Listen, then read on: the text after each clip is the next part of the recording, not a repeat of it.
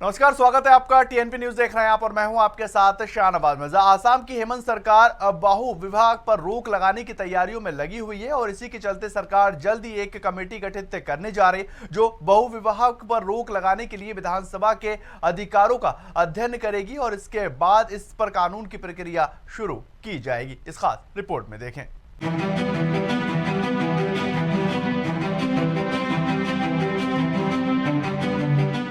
असम में बीजेपी की हेमंत सरकार राज्य में बहु विवाह पर रोक लगाने की तैयारी में है। 9 मई को किए गए ट्वीट में असम के सीमांत हेमंत बिस्वा ने एक से ज्यादा शादियों पर बैन लगाने के लिए एक्सपर्ट कमेटी बनाने का फैसले की बात कही थी।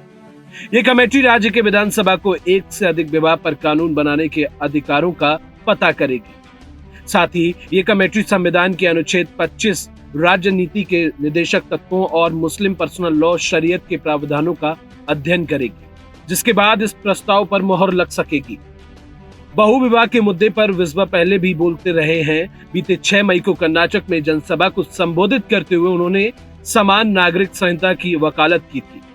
उन्होंने कहा कि पुरुषों को 4-4 शादियां करके महिलाओं को बच्चा पैदा करने की मशीन बनाने की प्रथा समाप्त करनी होगी। आईपीसी की धारा 494 के तहत हिंदुओं में 2 शादियां करना कानूनी अपराध है, जिसके तहत अगर पति या पत्नी के जिंदा रहते हुए शादी होती है तो उस शादी को मान्यता नहीं दी जाएगी। इसके अलावा दोषी को अधिकतर 7 साल की सजा भी हो सकती है। लेकिन मुस्लिम समुदाय में कानून अलग है।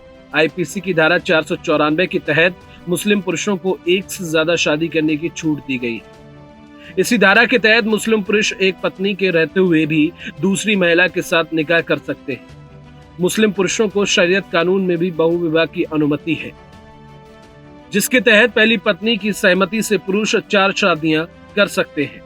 हालांकि इस कानून में भी केवल पुरुषों को दूसरी शादी करने की इजाजत है, महिलाओं को दूसरी शादी करने की अनुमति नहीं है। कानून के अनुसार अगर उन्हें किसी और से शादी करनी है तो उन्हें पहले अपने पति को तलाक देना होगा, जिसके बाद ही वे दूसरी शादी कर सकती हैं।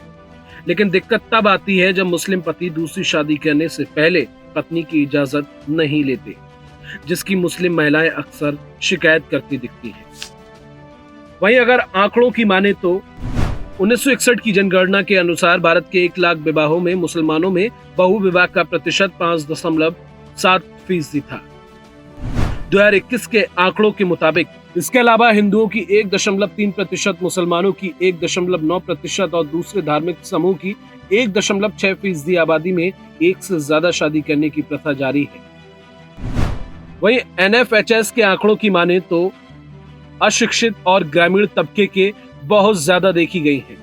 बहरहाल भारत में बहु विवाह कानून का प्रस्ताव पिछले 7 दशकों से विवादास्पद रहा है, जिसके समाधान के तौर पर समान नागरिक संहिता को विकल्प के तौर पर देखा जा रहा है, जिसके लागू होने से विवाह, तलाक और संपत्ति के उत्तराधिकार के नियम अलग अलग धर्मों के कानून के बजाय एक ही कानून से तय होंगे। Bureau report, TNP news.